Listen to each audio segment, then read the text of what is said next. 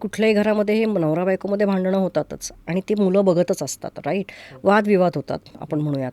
त्यावेळेला बाबा आपला कसा रिस्पॉन्ड करतोय आईच्या इमोशन्सना किंवा आपल्या इमोशन्सला किंवा आजूबाजूच्या बाकीचे वॉट एव्हर इमोशन्सना, हे मुलं ऑब्झर्व करत असतात. कारण एक खूप इम्पॉर्टंट गोष्ट आहे की मुलं 80% गोष्टी ह्या तुमच्या आईबाबांच्या वागण्यातनं उचलत असतात.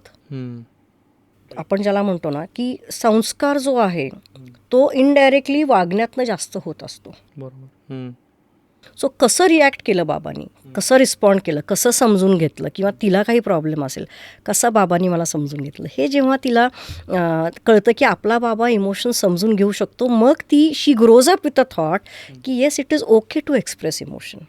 किंवा बाबा कधीतरी म्हणतो अगं मलाही त्रास होतोय गं, आणि बाबा रडतो किंवा काय वॉट एव्हर.